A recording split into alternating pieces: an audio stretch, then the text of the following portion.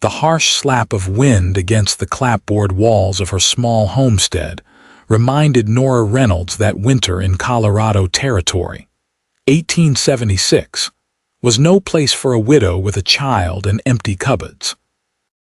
Her trembling fingers traced the length of her auburn hair, once her pride, now her last hope for survival. She had nothing else to trade. Nora bundled her 4-year-old daughter, Mary, in their only remaining blanket. "Stay warm, my love. Mama will be back with bread soon." She pressed a kiss to the child's forehead, hot with fever, and fought back tears. The 7-mile walk to Silverdale was torturous. Snow crunched beneath her worn boots, and the bitter January wind cut through her threadbare shawl. 6 months had passed since influenza took her husband, Thomas. 6 months of struggling, selling everything they owned piece by piece, watching their supplies dwindle until nothing remained but the roof over their heads. By the time Nora reached Silverdale, her cheeks were raw from cold and tears. She forced herself to stand tall as she pushed open the door to Wilson's general store, Mrs. Reynolds. Mr. Wilson nodded from behind the counter, his expression a mixture of pity and wariness. Too many times she'd asked for credit. Too many times he'd refused. "Mr. Wilson." Nora's voice shook as she approached. "I need bread and medicine. My Mary's fever hasn't broken for 3 days." The shopkeeper sighed. "Mrs. Reynolds, you know I can't. I can pay this time." She pulled the thick braid over her shoulder, nearly 3 feet of rich auburn hair. "I'm told there are wig makers who pay for hair. This should be worth something." Mr. Wilson's face fell. "Oh, Mrs. Reynolds, how much for the bread, Wilson?" A deep voice from the back of the store interrupted them. Nora turned to see a tall man step forward from between the shelves. His face was partially hidden beneath the brim of a wide hat, but she could make out a strong jaw dusted with stubble and eyes the color of a summer storm. "2 loaves would be 40 cents, Mr. Durand," Wilson replied. The stranger Durand stepped closer, and Nora noticed the worn leather of his duster, the revolver holstered at his hip, the spurs that jangled softly with each step. A cowboy or perhaps a rancher. "And the medicine?" the stranger asked. $1.20 for fever powder. The man nodded, reaching into his pocket. "Give the lady what she needs." He placed several coins on the counter. "And add flour, sugar, coffee, and some of that dried beef." Nora stiffened.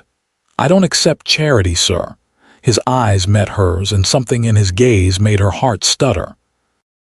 "It's not charity, madam. Consider it an advance." "An advance on what?" she challenged. "I need a cook at my ranch through the winter. My last one left to strike gold in the mountains." He extended a gloved hand. "Vincent Durand. My place is 5 miles west of here." Nora hesitated, clutching her braid protectively.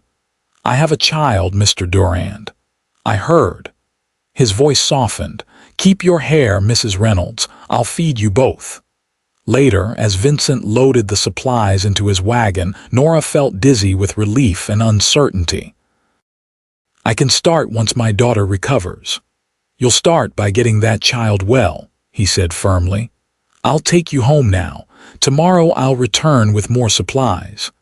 The ride back to her homestead was quiet. Nora studied Vincent's profile against the setting sun.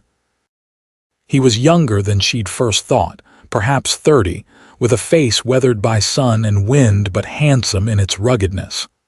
"Why are you helping us?" she finally asked. Vincent was silent for so long she thought he wouldn't answer. "My mother was widowed when I was 6, he finally said. "No one helped her. She cut her hair 3 times before she couldn't anymore." His hands tightened on the reins. No woman should have to sell herself piece by piece to survive.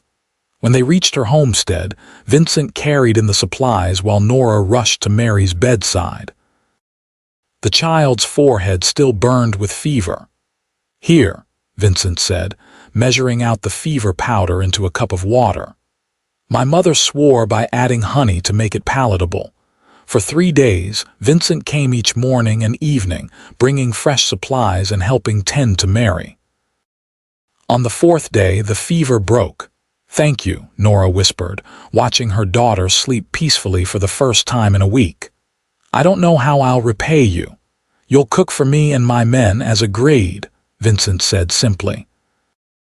"Once the little one is strong enough to travel, I'll come fetch you both." 2 weeks later, Nora and Mary moved into the small cabin behind the main house of the Durand Ranch. The work was hard cooking for Vincent and his 5 ranch hands, tending the vegetable garden, mending clothes, but the security of regular meals and a warm place to sleep made it worthwhile. Mary thrived in the ranch environment, following Vincent around like a shadow whenever he was near the house. To Nora's surprise, the quiet rancher showed infinite patience with the child's endless questions. "Mr. Vincent, why do cows have 4 stomachs?" Mary would ask, perched on the corral fence. "So they can eat grass that people can't digest," he'd answer seriously, as though speaking to an equal.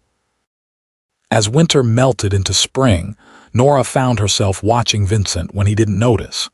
The way his face transformed when he smiled, a rare but treasured sight. The gentleness of his hands when treating an injured calf.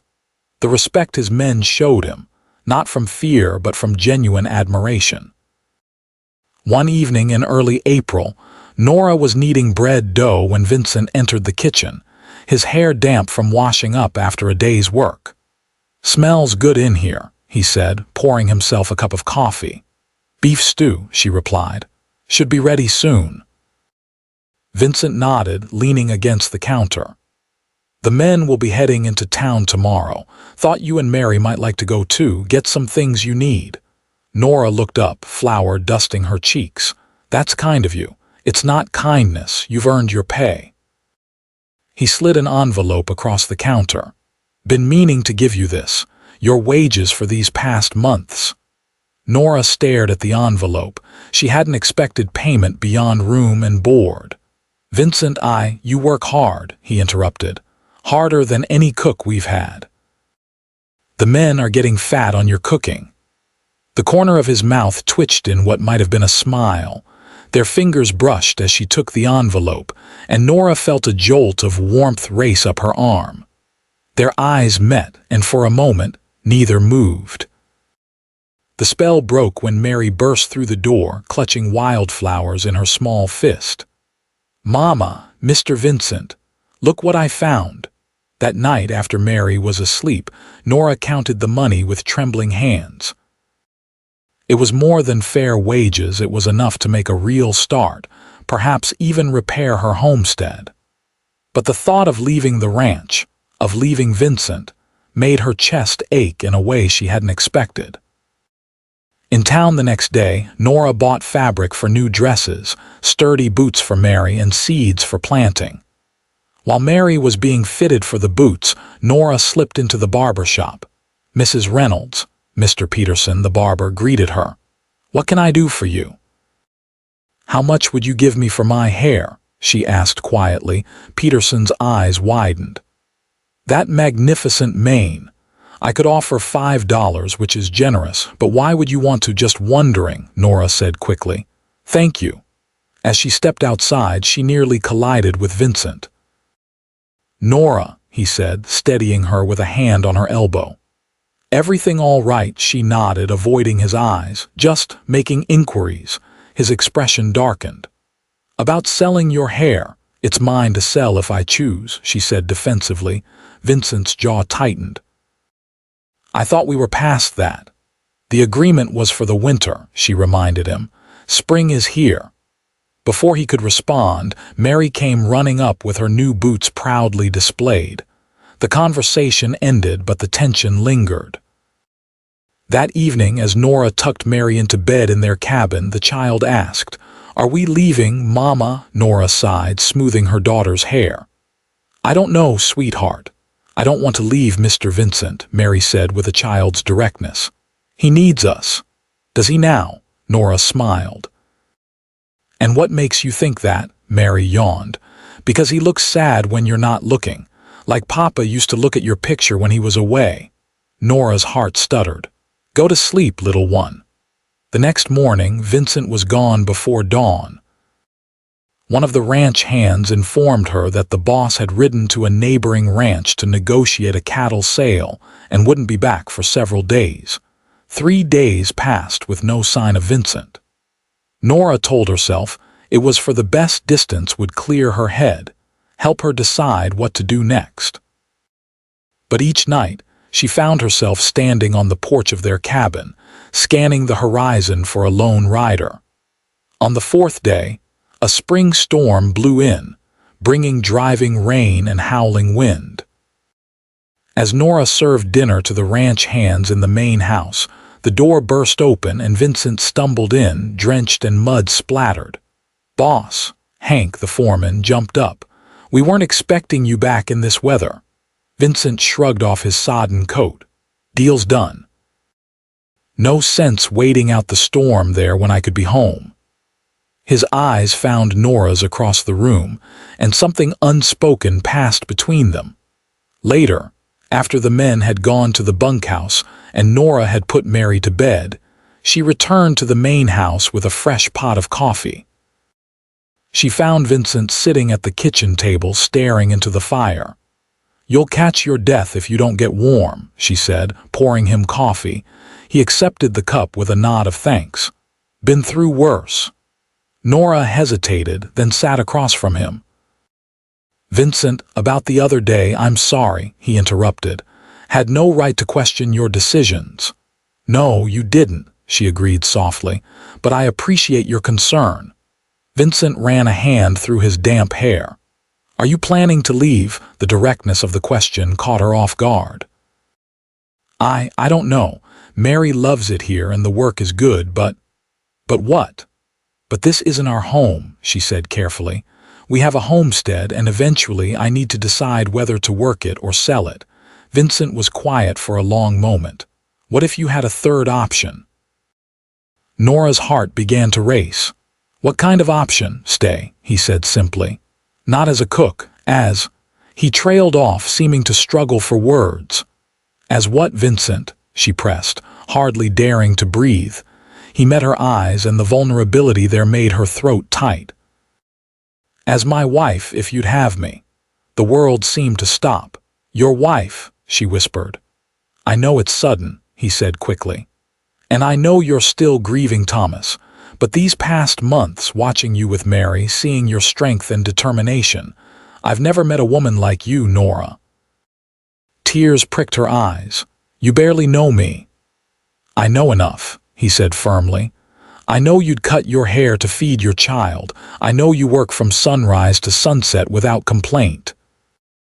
I know your laugh makes my day brighter, and when you're not near, I find myself inventing reasons to be where you are."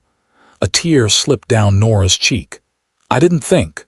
I never imagined you might feel this way." Vincent reached across the table, his hand covering hers. "Neither did I. But here we are." Nora looked down at their joined hands. "I need time, Vincent. This is unexpected," he nodded, withdrawing his hand. "Take all the time you need. My feelings won't change." That night Nora lay awake, her mind racing. Vincent wanted to marry her. The thought sent a flush of warmth through her body, followed immediately by guilt. Thomas had been gone less than a year. Was it disrespectful to his memory to consider remarrying so soon? And yet, life on the frontier was harsh and unforgiving. Thomas himself had once told her, "If something happens to me, don't mourn too long. Find someone good for you and Mary." Was Vincent that someone? He was kind, hardworking, respected. He treated Mary with genuine affection. And when he looked at Nora, she felt seen in a way she hadn't since Thomas's death, not as a widow to be pitied, but as a woman of value. In the morning, Nora dressed with care, braiding her long hair and pinning it up. Mary watched curiously. "You look pretty, Mama," she said. "Are we going somewhere special?" Nora smiled. "Not today, sweetheart, but I need to talk to Mr. Vincent. Will you be good and stay with Mrs. Garcia in the kitchen for a while?" Mary nodded solemnly. "Are you going to tell him we're staying?" Nora's breath caught. "Why do you think that?" "Because you smile different when he's around," Mary said with a child's simple perception. "Like you used to smile at Papa." Throat tight, Nora pulled her daughter into a hug. "You are too clever for your own good, Miss Mary Reynolds." She found Vincent in the barn, checking a horse's injured leg. He straightened when he saw her, uncertainty flashing across his face. "Nora, Vincent." She clasped her hands to stop them from trembling. "I've been thinking about your proposal," he nodded, waiting. "I need to know something first," she said carefully. "Is this about duty? Do you feel responsible for us because of how we met?" Vincent's eyes widened. "Is that what you think?" "It's what I need to be sure about," she answered honestly. "You met me at my lowest point. I don't want your pity." "Pity?" He stepped closer, his voice low and intense. "Nora, what I feel for you is the furthest thing from pity." "Then what is it?" she challenged. Instead of answering with words, Vincent closed the distance between them. His hand gently cradled her face, giving her every opportunity to step away. When she didn't, he lowered his mouth to hers. The kiss was tentative at first, a question rather than a demand. But when Nora's hands moved to his chest, not to push him away but to steady herself, the kiss deepened. Heat bloomed between them, a living thing that had been building for months. When they finally parted, both breathing heavily, Vincent rested his forehead against hers. "That's what it is," he murmured. "That's what I feel." Nora's heart pounded against her ribs. "I'm afraid," she admitted. "Of what?" "Of losing again. Of letting Mary get attached and then—" She couldn't finish the thought. Vincent pulled back enough to meet her eyes. "I can't promise nothing will ever happen to me, Nora, but I can promise to love you and Mary with everything I have for however long I'm given." Tears welled in her eyes. "I think I'm falling in love with you, Vincent Durand." His smile transformed his face. "I know I'm in love with you, Nora Reynolds." 2 weeks later, they were married in the small church in Silverdale. Mary served as flower girl, scattering wildflower petals with solemn dedication. The ranch hands stood as witnesses, grinning and elbowing each other as Vincent kissed his bride. "You may now kiss the bride," the preacher had barely finished saying before Vincent swept Nora into his arms. The kiss was restrained, mindful of their audience, but the promise in his eyes made Nora blush to the roots of her hair. That evening, after a celebration at the ranch, and after Mary had been tucked into bed in the main house for the first time, Vincent led Nora to the master bedroom. "I had this made for you," he said, presenting her with a small wooden box. Inside, Nora found a silver-handled hairbrush and matching mirror. "Vincent, they're beautiful." "I remember how you almost sacrificed your hair," he said softly, running his fingers through the long auburn strands. "I want you to know how much I treasure it, how much I treasure all of you." Tears pricked her eyes as she set the gifts aside and turned into his embrace. "Show me," she whispered against his lips. Later, lying in his arms, Nora traced the scar that ran along his ribs. "How did you get this?" Vincent's hand continued its gentle stroking of her hair. "A patchy raid back when I first started ranching, nearly died." Nora pressed a kiss to the scar. "I'm glad you didn't," he chuckled, the sound rumbling through his chest beneath her ear. "So am I, especially now."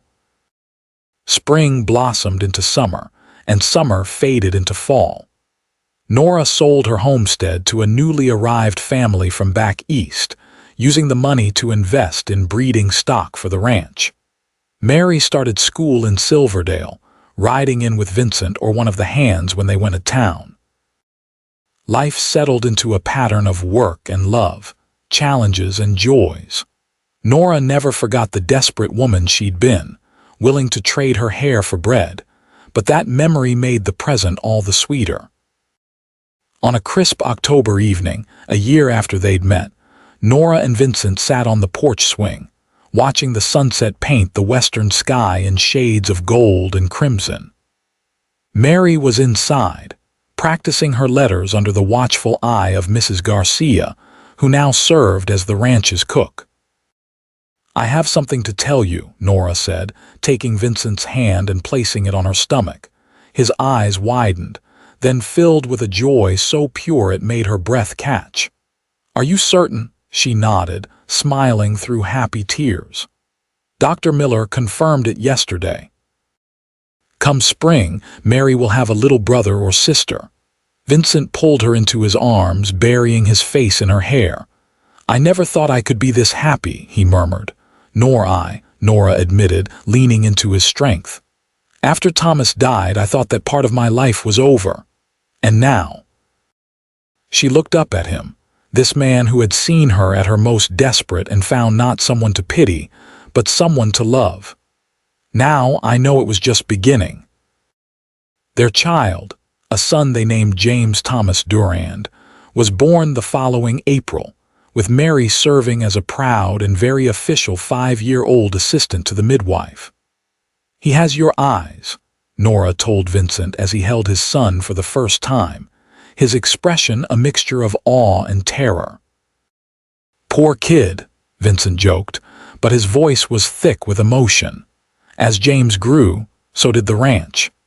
Vincent and Nora worked side by side, expanding their operation to include not just cattle but horses as well.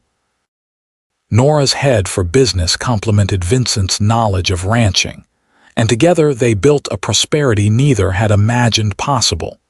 2 years after James was born, they welcomed a daughter, Elizabeth.